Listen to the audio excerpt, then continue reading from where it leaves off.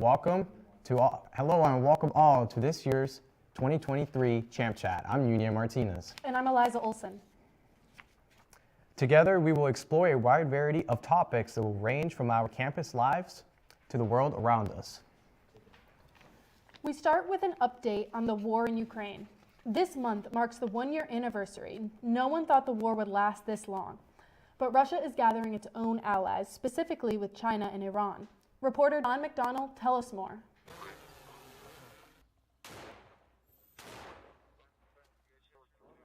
Today in Ukraine, the brutal fight for Bakhmut, a city in the middle of the country's territory, has turned to urban combat as Ukrainian forces battle for every inch of territory. Much of the war thus far has been waged with tanks and other heavy artillery. As of a few weeks ago, the urban setting of Bakhmut has called for more boots on the ground.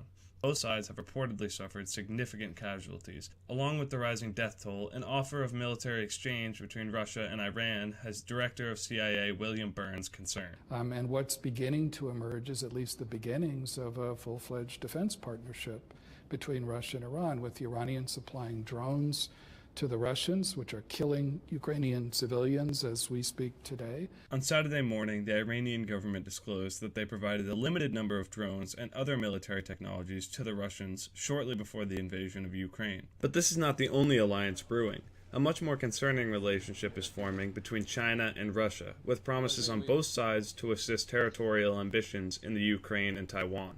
The question now is, how far will Russia and China take their agreement? As global relations continue to shift, it is important to continue to closely monitor the situation. In Burlington, I'm John McDonald. With the help of both Iran and China, there are a few signs of Russian invasion of Ukraine coming to a close, but the United States is still supporting Ukraine with weapons.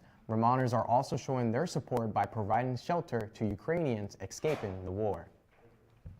Scott and Teresa Ciancialo are helping build a sanctuary for those fleeing from the Russian invasion by making room in their homes for Ukrainian refugees. This Vermont family is one of many people participating in a program sponsored by the state's refugee office. Vermont is participating in this federal program where Ukrainian families can stay with Vermonters for up to 2 years.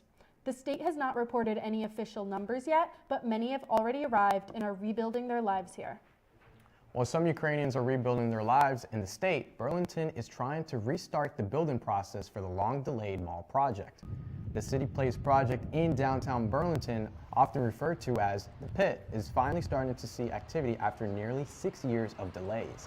Last year, the project site was sold to a group of local entrepreneurs with big plans, but some area residents remain skeptical.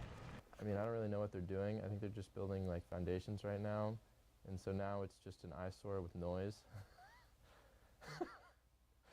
But I don't know, that's just my opinion right now. The current plans are to add 422 new residential units, 40,000 square feet of retail space, a parking garage, and to connect Pine Street and St. Paul Street. While there might be an increase in housing opportunities for downtown Burlington, there still remains a shortage of homes. With a jump over 400 people locally and more than 2,000 people statewide, Vermont is experiencing one of the worst homelessness crises it's seen in years. Here's Akila Doty with more details.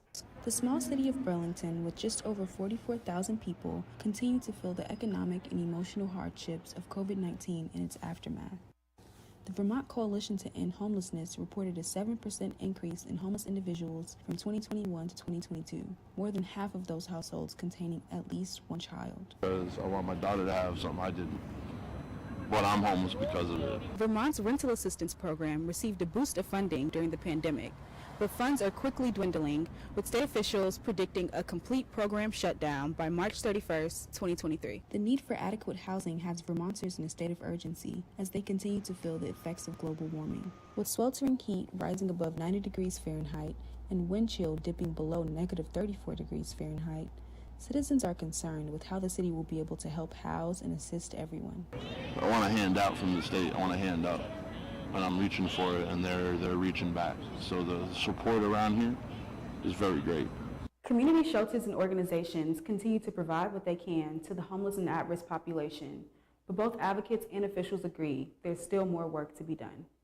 I'm Akila Doty with Champlain College. Back to you in the studio. With 17 out of every 10,000 people experiencing homelessness in the state, Vermont follows New York and Massachusetts with its growing homelessness crisis. Local development projects like the Pit in downtown Burlington are sparking the need for upgrades to some municipal services, and water treatment is no exception. We go over to Jordan Butterfield for more. Many of us don't think about our city's infrastructure unless it stops working. South Burlington's water quality superintendent Bob Fisher says his city's wastewater system is still going strong, but the wastewater facility on Bartlett Bay Road is in need of an upgrade. This facility was originally constructed in 1970. It's had several upgrades. The last upgrade was in 1999, and basically that was it. Everything's still running since then, 24/7. The upgrades will touch almost every single part of this site, from the headworks that intake the raw sewage, to the clarification tanks behind me that process the wastewater and break it down, to the UV systems that disinfect the water before it goes out into the lake. Like I said, a lot of the equipment has been running 24/7, 365 since 1999. Even just from the normal wear, it wears out. And plus, technologically, a lot of the stuff we can't even get the parts for. Despite the site's age, officials say that citizens of South Burlington shouldn't be concerned about the quality of their water. Because this facility is actually putting out extremely clean water. You know, some of the cleanest in the state. It's just very aging equipment, very aging infrastructure that will fail. And when it fails, could impact the river, the lake. So we need to be well in front of it so there's no issues.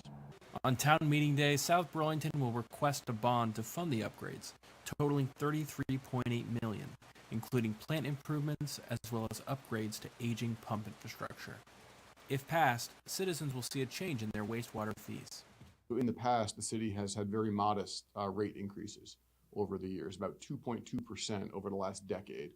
So this is more like 6.75% over the next 4 years. When we had our public hearing, no one mentioned it. I think, generally speaking, the public understands that, you know, clean water and treating wastewater is really important. I'd like to thank the citizenry. They've been very proactive. Everywhere that we've done presentations, they've asked great questions. And people do care about their pipes and their infrastructure under the ground, and do realize, a lot of people, how expensive this is and how important it is. It touches every aspect virtually of climate action. Everything else is touched by wastewater. If you live in South Burlington, you'll see this item coming up on your March town meeting day ballot. In South Burlington, I'm Jordan Butterfield. Back to you. Water is used in almost everything, so a great water treatment plant reaches further than a faucet. As a voter, you have a say in water treatment plants. That's right, Eliza. This week, Vermont residents are preparing for a unique Vermont tradition, Town Meeting Day. Correspondent James Sedira explains why these meetings are so important to our state. Across the state, towns big and small are coming together to celebrate a 250-year-old tradition. In 1762, Vermont held its first Town Meeting Day, inviting residents to come together and vote on pressing community issues. Since then, it's been held on the first Tuesday of March every year, with many communities still discussing ballot items in person. In Burlington, several amendments to the city's charter are proposed. These amendments would introduce things like a police oversight committee, enable non-resident voting, and redefine the boundaries of the city's 8 different wards. The city also defined its operating budget for the next year at $104 million, hoping to fund the construction of a new high school for its students. This Town Meeting Day also introduces ranked choice voting, enabling residents to cast their votes for second and third choice candidates. On campus, students are excited about how this will impact voting in Burlington. I think that for the community, we need to accommodate a lot of voices and a lot of opinions, and I think that ranked choice voting will really be able to accommodate that. Town Meeting Day is tomorrow, March 7th. If you're interested, check out burlington.gov/CT/elections to find out how you could get involved. For Champlain College in Burlington, this is James Soderay. Thank you, and that was James Soderay. While Burlington may be voting on water treatment, a police oversight board, and non-resident voting, other towns in Vermont have different topics and amendments being proposed. Be sure to attend your respective meeting to find out more. We're going to take a quick break, but let's fill our viewers on what's lined up for when we come back. Sure, Yunye, we'll be discussing how a common neurological disorder may not be all bad. You'll learn where students are sharing their artistic expressions and much more. Sounds great. We'll be right back. Last week, Brandon met a girl on a dating app. One day after work, he finally found the courage to ask her out. No answer. He started to panic. Was he being too pushy? Maybe it was too... Hey, sorry I didn't respond. I was driving. I would love to go on a date. How does tonight sound?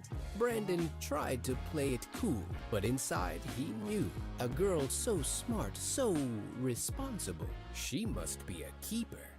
We're all just trying to keep things running for those who rely on us. That's why we don't have time to be sick with the flu. We don't have time for delays.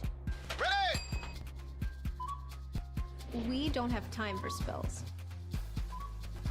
Next. We don't have time for setbacks. Let's be real. Getting the flu shot helps you fight the flu. Get a flu shot for yourself and those around you too. If I could be you, and you could be me for just 1 hour. If we could find a way to get inside each other's minds.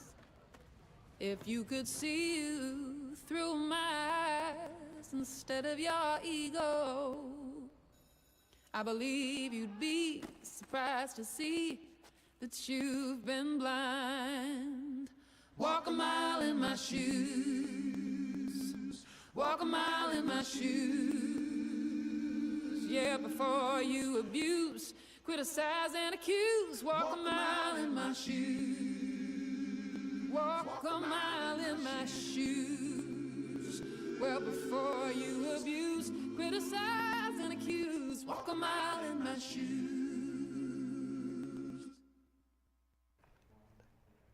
And welcome back to Champ Chat, the show about what's going on around the world and on campus. We've got lots left for you, so why don't you bring us back, Yunye?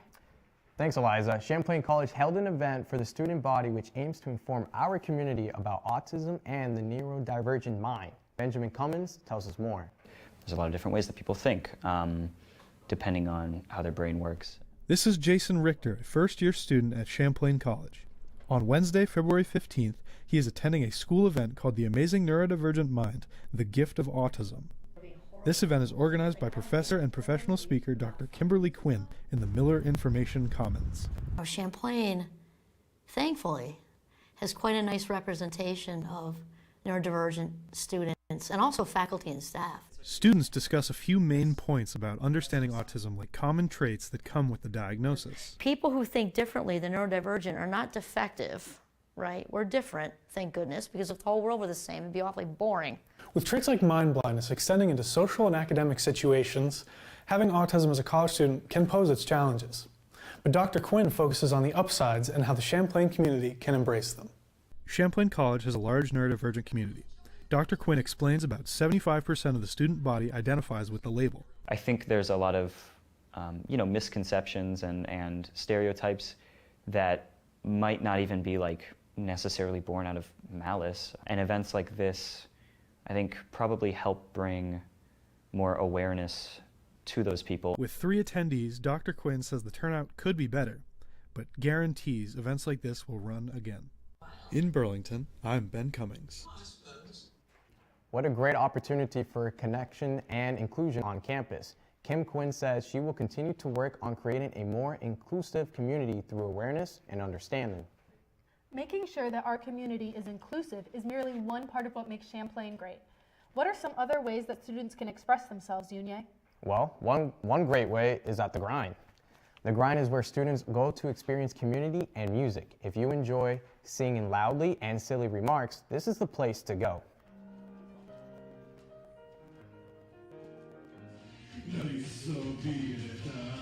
Singing, comedy, and interesting facts that some people probably didn't know. Just being at The Grind does help people socialize with others, but also changes a person's perspective on what they are seeing in the real world. A lot of different song-based performances, and it's insane. You never know what you're gonna see. While the grind is one way to interact with people on campus, the Juried art show is another more calm way to experience artistic expressions. Every spring, students at Champlain College are given the opportunity to have their artwork, whether made in the classroom or not, presented in a professional way. The Juried Student Art Show is a submission-based exhibit showcasing the works of students from a variety of majors and experience I levels. had a bunch of like these A rotating pending committee of watercolor monkey students and drawings that were professors just kind of judge lying around. originality, technical skill, And composition, and I design, just thought, and select a winner for each I'm not of the really 6 using these for categories. anything. I really like them, so why not just submit them and maybe get that 500.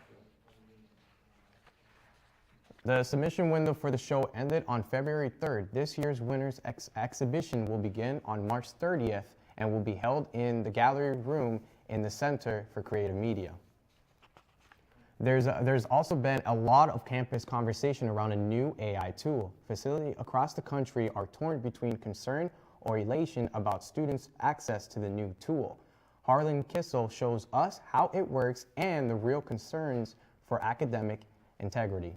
As college students turn to technology to simplify their academic workloads, a new worry rises on campuses across the country: the use of artificial intelligence writing tools. From chatbots that will write your essay for you, to automatic citation generators, these programs are helping students produce easy assignments. The AI facing the most scrutiny is ChatGPT. ChatGPT is a language model created by OpenAI that uses algorithms to write human-like text. Students can input any prompt, and the AI will create a response specifically tailored for their request. While the model offers unheard of convenience, some worry that it could contribute to a rise of plagiarism and academic dishonesty. I think it's fine. I know a bunch of professors are worried about it, but I don't think it's much to worry about because it's not the smartest thing yet. I've used it to check homework answers and stuff. Though the language model can write fast, that doesn't mean that it's accurate. According to research by the University of Pennsylvania, ChatGPT does an amazing job at answering basic questions, but struggles with more complex prompts in basic math. But when it comes to I'm trying to do my finance work with it, and it gives me completely different answers than what I'm supposed to have, so. For now, it remains unclear just how widespread use of ChatGPT is among students. Reporting for Champ Chat, I'm Harlan Kissel. While ChatGPT is convenient, that convenience looks to fall apart when the question is too complicated. Always make sure to verify what it tells you before you use it. And for that matter, you should probably have a conversation with your professor before using it. I think that's good advice in general, Eliza. In fact, I think it's just as good of an idea to stay tuned to Champ Chats for SGA Funding news, the upcoming stream building, and an interview with none other than Champlain College's new president. We'll see you in a couple of minutes. When times get dark, we can't see the help that's all around us. Let 211 be your guiding light for help with food, healthcare, and other resources. 211, how can I help you? Call 211 or visit 211.org. 211, get connected, get help. As a scientist, I know by the time she takes her first breath, 9 billion more tons of carbon pollution will be in the air.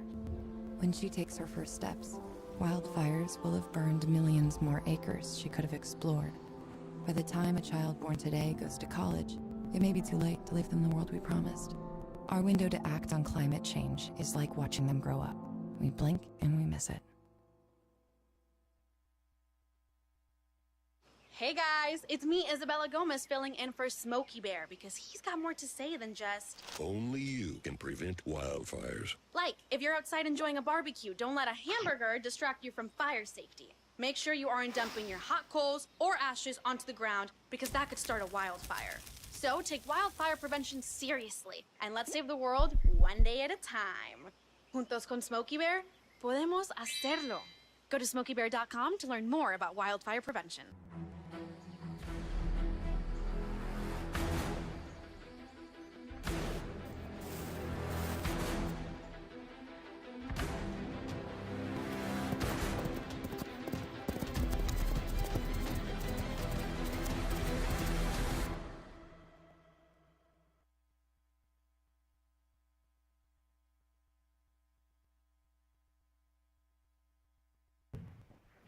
Welcome back to Champ Chat. Yunye, it looks like we're approaching the end of our show. What do we have to bring it home?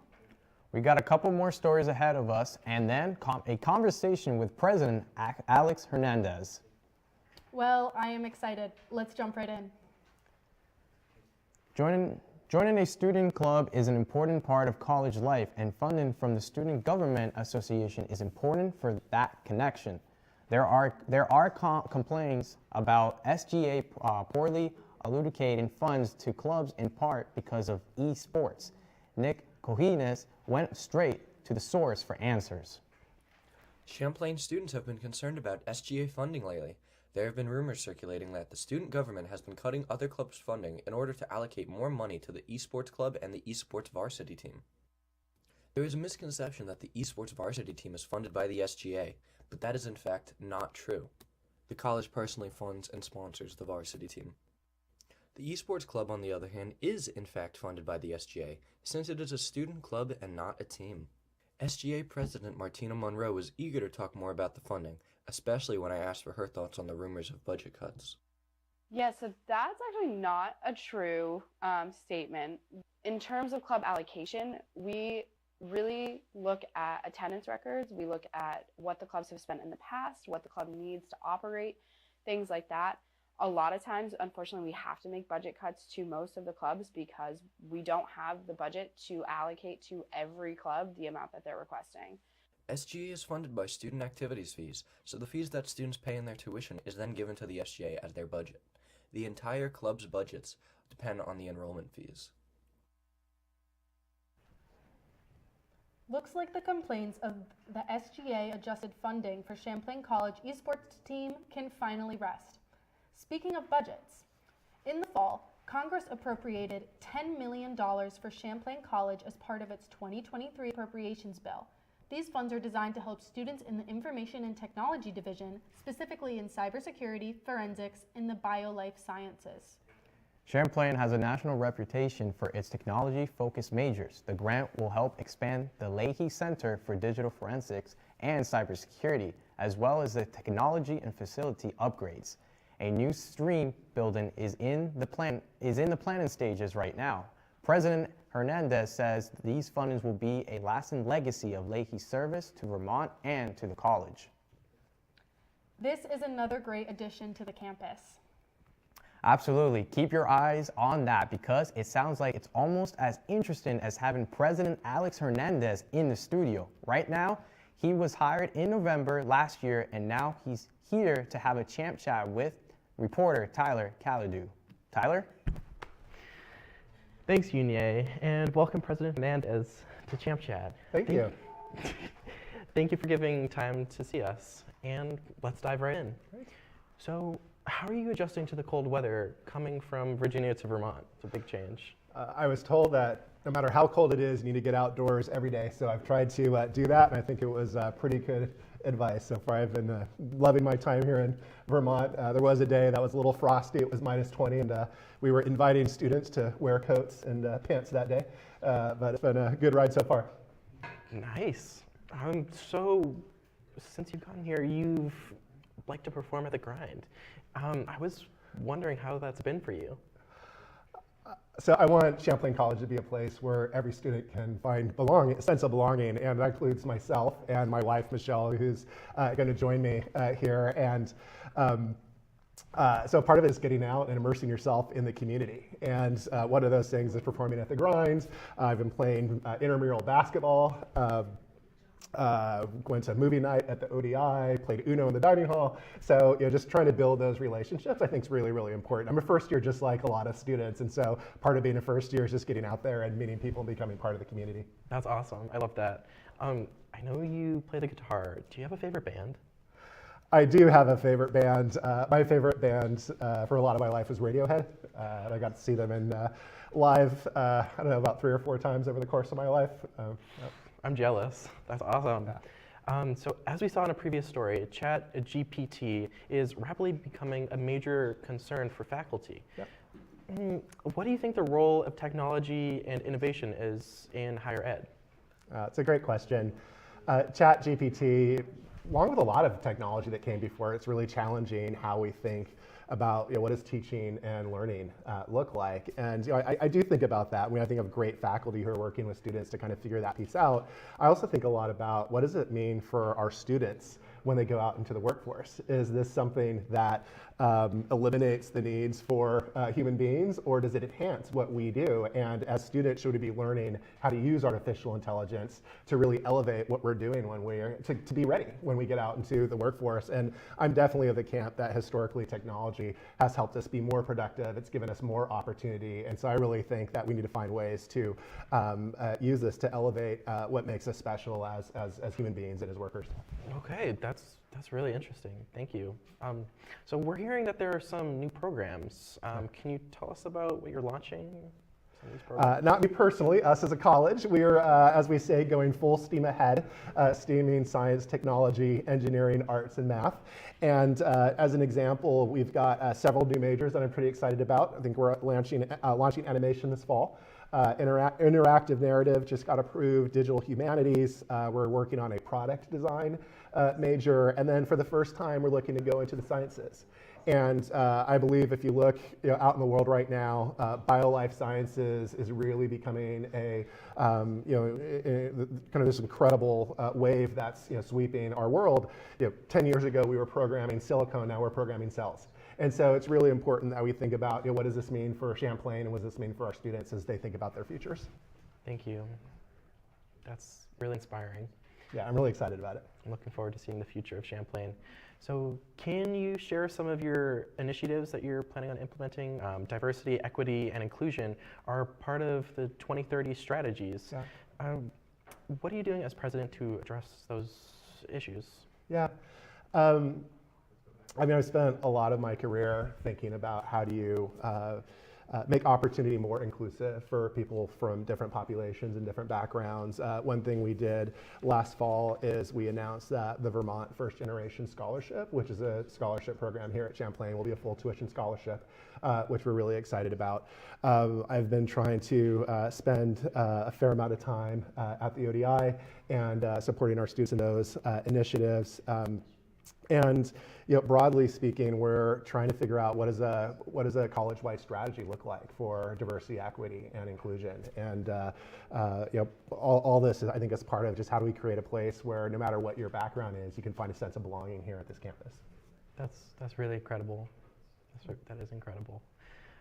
So kind of going off of that, the Supreme Court is currently hearing a case on affirmative action related to higher ed.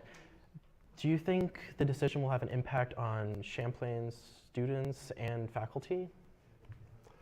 We'll have to review the specifics of a decision when it comes down. I think at the bottom line, we're really committed to having a diverse population across a whole bunch of different dimensions. I think our students live in a diverse world, and they should experience a diverse community within their education. And so we're excited to continue that. Good.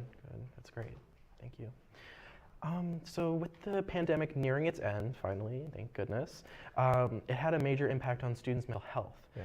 And as president, how do you see Champlain supporting health and wellness of students? This is a place where our college has been doing a lot of work for a long time, but really in the last 12 months, there's been some incredible steps forward, I think.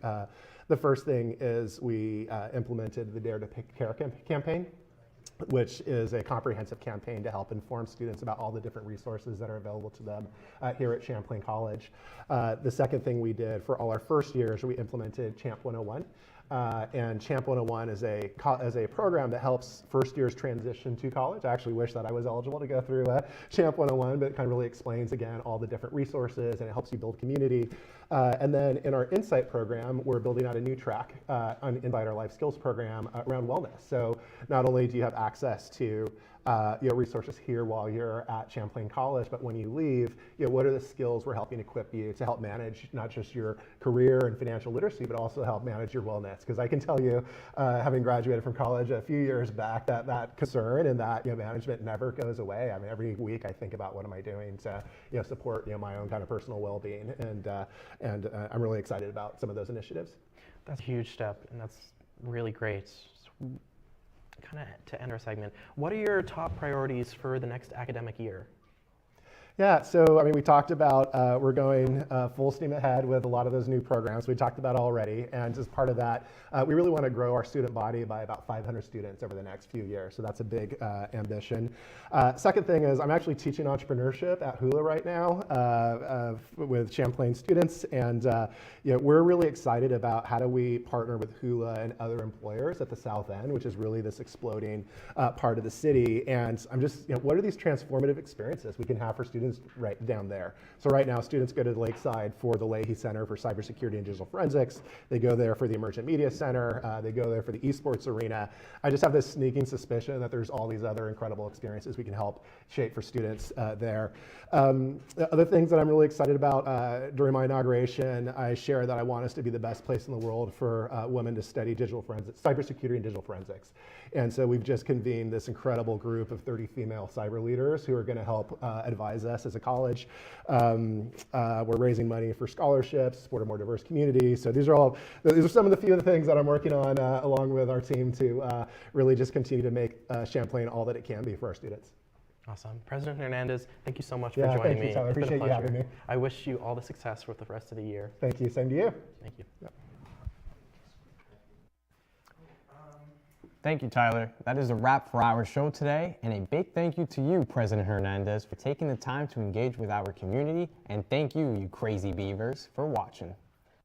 A shout out to Professor Keith Oppenheim, Jordan Butterfield, and Chris Acosta for being here and helping us today. We appreciate you so much. And catch us next time for another round of news and entertainment for our Champlain community.